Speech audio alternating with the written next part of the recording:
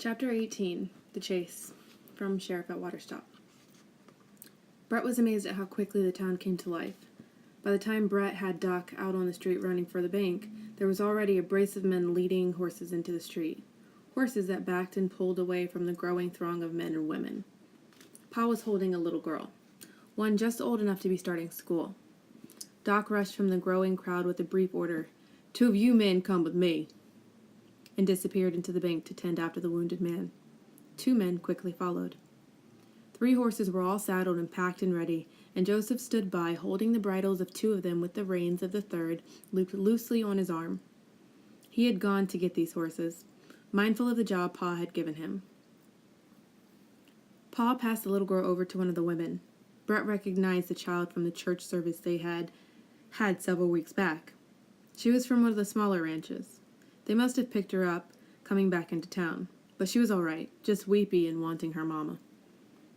The robbers were headed west by southwest, Pa said, going towards rocky country where they can't be found. Make up a posse soon as you can, and follow us with Fuller. We'll leave sign as best we can. Hurry it up. He glanced at Brett and Joseph. Come on, boys. Brett could hardly believe it. He and Joseph would be the first to ride out with Pa? They wordlessly swung up and rode out at a gallop. With expert timing, Joseph handed Brett's gun belt over to him. In minutes, the town behind them was swallowed up in the grasslands, and they were riding toward the thick blur of mountains on the horizon. But night was falling. They couldn't track by dust. A couple of times, Pa swung down to check the sign, making sure that none of the robbers had veered off to lay in ambush for pursuit. Too soon, darkness began to fall. Worse, clouds started to roll in. Not storm clouds, but heavy, fluffy ones, so that there wouldn't be any stars to see by and the moon hadn't waxed yet. They couldn't keep the horses going at a full gallop for very long, but Pa kept the trot pretty brisk until the darkness fell completely. They came to a narrow but deep draw where a creek flowed. Then they reined in and dismounted. "Will they have to stop too, Pa?" Brett asked. He led the horses down and let them drink while Pa took the small blanket roll that had been strapped to his saddle. "Maybe, if they're on treacherous ground," Pa said. "And they're heading for the mountains. Pretty much of a beeline, it looks like. If that's so, maybe we can follow 'em midnight anyway, if you think they won't change their direction," Brett offered.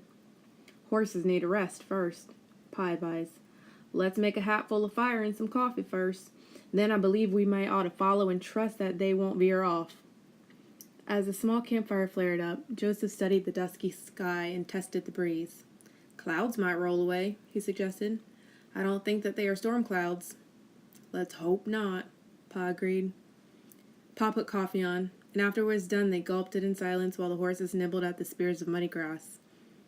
Pa washed out the coffee pot and repacked it, then walked out of the draw to check the night sky.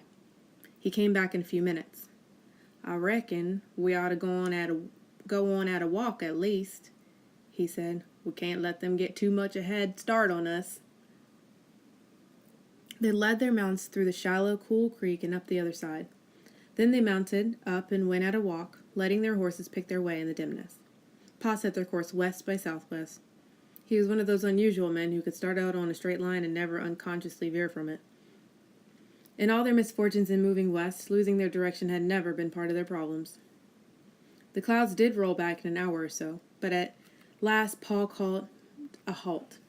"If we're going to get anywhere tomorrow, we got to get some rest. Let's snatch a few hours of sleep." Neither Brett nor Joseph argued. They unsaddled and let the horses roll before hobbling them. Then they settled down with blankets but no fire. "I'll watch a bit," Pa said. "You boys get your shut-eye in, and I believe I'll pray for those robbers to get tired and have to stop too." Joseph, about to lie down in his blanket and take advantage of the chance to sleep, stopped and looked at Pa. Brett, already on his back with one arm behind his head, glanced over at the silhouette of Joseph. "Do you think it likely that your God will hear you?" "I reckon so," Pa said. "Even though I'm with you?" "What's that got to do with it?" "I don't worship him. I haven't, anyway." Pa hesitated to answer, but in the silence, Joseph leaned toward him. I don't know how. How does a man approach a God like him? He commands his followers to be kind to all, to be brave and pure and yet gentle. Well, you've got the right idea on what he commands, Joseph. I'm glad that all them folks that called themselves Christians and treated you bad didn't convince you they were really Christians. No, I know what true Christians do and believe. You left something out, what God commands, though, son. He commands all men, everywhere, to be saved. I don't know what that means. Do you know what repentance means? No, but I've heard Micah and you say the word before. It means to know that you've broken the law of God and you're unfit to be in his presence, and to grieve over that and ask him to pardon you. Do you mean to make myself regret wishing to kill Barton? I reckon the Holy Spirit is dealing with you now. You just put your finger on the toughest end of your whole life, I believe, hating the folks that have been cruel to you. I cannot be sorry for that. And that's because you don't know yourself how wicked your own heart is, nor what you're capable of. So you hate them because you think they're more evil than you are. Joseph did not answer. Brett realized with a little jolt that the boy's silences have been less frequently lately.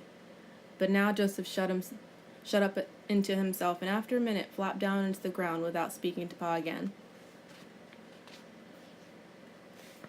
Chapter 19. Outlaw Trail. Pa rousted them before dawn. Chewing on jerk beef, they saddled up and rode with the paling eastern sky at their backs. There was no talk. Each was weary from hard riding and hunger. Though the light gradually grew better, the trail grew worse. The robbers had made no effort to hide their route, but the ground was more and more rocky. Pa's verdict was simple. If they aren't hiding their tracks themselves, it's because they knew all along that the trail would peter out where we couldn't find them. He squinted ahead at the mountains that were much closer. Up there. That's where they've gone, boys. Knowing we'd have scant chance to find them. But Pa, some of the town men are expert trackers. Maybe they could figure out the sign. Maybe. There's a bunch of spurs up there. I've heard Fuller yarning about them over the checkerboard at the grocery. Says rustlers used to keep their goods there until they had 'em rebranded or the heat had cooled off. According to Fuller, the mountains break off into little ridges and spurs so bad that it's like trying to find a mouse in a maze.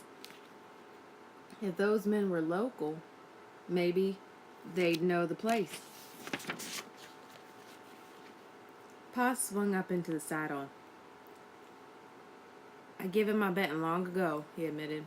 But if I were to bet, that's what I'd bet on. They've gone up there, too cocksure of their plan to waste time hiding tracks or setting up ambushes for us. Is it straight ahead? Brett asked. That I don't know. Fuller wasn't ever real specific on its location. Just told me pretty much in general terms. We've got to ride up and scout, but I don't want to waste time on tracks. Let's risk everything on them being in that maze. You think the posse will lose us if we veer off? We've got to risk it, Pa said. I've been this way, Joseph suddenly cut in. Coming up with my cousin, we came this way. We came through a pass that he called a trickster.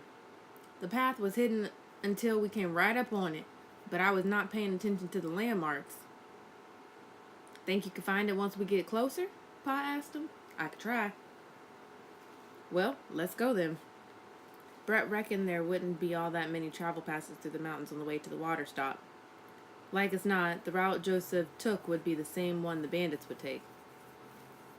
The day before, the mountains had seemed to stay a fixed distance away, always a thick and blue blur on the horizon. But today, they seemed to rush up more suddenly. In a few hours, they were clattering through dry washes and old creek beds that came off the slopes. Brett felt a little lost. He was no hand at navigating or at reading landmarks. What Pa called spurs or ridges looked like little mountains to him. There were trees up on the mountains, aspen, spruce, and other firs, clustered together in stands or running up in woody patches. But there were long, bare places, too. and cluttered boulders all in heaps that spoke of avalanches back in the winter and the spring. The ridges in the high mountains cast long shadows over them as the afternoon came on. It was a little cooler, but not much. Water's the key, Pa said. They need it. But if they plan to keep on going, they won't have to hole up near water. They'll just move from place to place. But they will hole up, Brett. It isn't like the Western dime novels anymore where a man robs a bank and rides 500 miles to have his fling. We got the trains now, and those boys know that news of the robbery is going to get around too fast for them to spend the money up and get off scot-free. They've got to hold up until all blows over and nobody will pull two and two together when they start spending. All the time Joseph had been looking around seeking familiar landmarks. Recognize anything? Pa asked. Nope. What do you vote for? South down the ridges or up higher? South. When my cousin brought me to Waterstop, we crossed through the mountains and then spent several days on the grassland. We must have come through farther down. Okay. Let's scout down farther. Keep your hands ready and your mind sharp. If these boys notice we're right on to them, they won't like it, Pa said.